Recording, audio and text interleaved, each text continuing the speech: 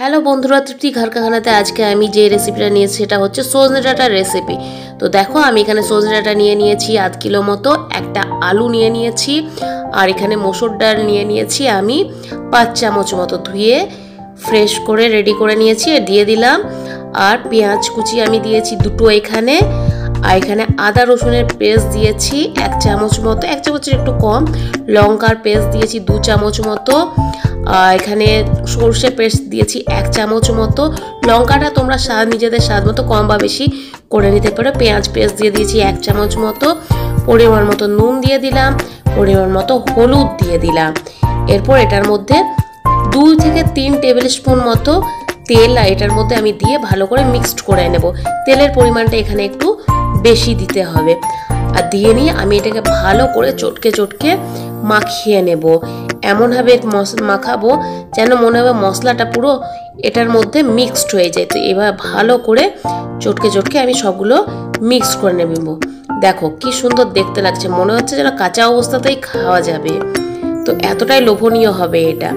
আর এটার মধ্যে এবার আমি জল দিয়ে দিলাম। জলটা এখানে আমি একবারই দেব, তো তাই আমি এখানে 2.5 কাপ মতো জল আমি একবারেই দিয়ে দিলাম। পরে কিন্তু আর এটার মধ্যে আমি কোনো জল অ্যাড করব না।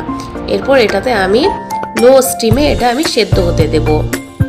তো দেখো এটা লো স্টিমে দিয়ে দিয়েছি। তো দেখো এটা একবার আমি নাড়িয়ে চাড়িয়ে নিই, দেখো কতটা সেদ্ধ হয়ে গেছে। তো এটা আমি আর একটু সেদ্ধ হওয়ার জন্য এটা আমি এভাবে নাড়িয়ে চাড়িয়ে আবার একবার ঢাকা দিয়ে দেব 2 থেকে 3 মিনিট মতো। আবার একটু ঢাকা দিয়ে দিলাম। লো স্টিমে রাখলে মসুর ডালটা এখানে সেদ্ধ হয়ে যাবে ভালো মতো, আর গ্রেভিটার সাথে পুরো মাখা মাখা হয়ে যাবে। তো দেখো কি সুন্দর হয়ে গেছে। তো এইভাবে আমি আবার কিছুক্ষণ নাড়িয়ে চাড়িয়ে নেব। নাড়ানোর পরে আমি এটার মধ্যে জিরা পেস্টটা আমি দিয়ে দিলাম। তো জিরার পেস্টটা একটু পরেই দিতে হবে, পরে দিলে কি হবে জিরার সেন্টটা যেটা হচ্ছে স্মেলটা সুন্দর আসবে। তো এটা আমি দিয়ে আবারও ভালো করে নাড়িয়ে চাড়িয়ে নিয়ে ঢাকা দিয়ে 2-3 মিনিট মতো এটা আমি আবার এটাকে ফুটিয়ে নেব। তো দেখো আমি এটা আবার ঢাকা দিয়ে দিলাম, একটু ভালো করে সেদ্ধ হয়ে যাক। আর এটা একটু কিন্তু ঝোল ঝোল রাখতে হবে, হালকা একটু। তো দেখো 2-3 মিনিট পরে দেখো কি সুন্দর আমার রেডি হয়ে গেছে। কি সুন্দর দেখো ঝোলের সাথে একদম মাখা মাখা হয়ে গেছে মসুর ডালটা, দেখেছো?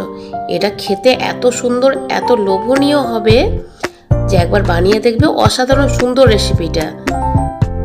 দেখো কি সুন্দর রেডি হয়ে গেছে। আমার ভিডিও কেমন লাগলো অবশ্যই কিন্তু কমেন্টস করে জানাবে। দেখেছো কি সুন্দর হয়েছে, একবার বানিয়ে দেখবে, অসাধারণ সুন্দর লাগবে খেতে। আর অবশ্যই কিন্তু আমাকে কমেন্টস করে জানাবে।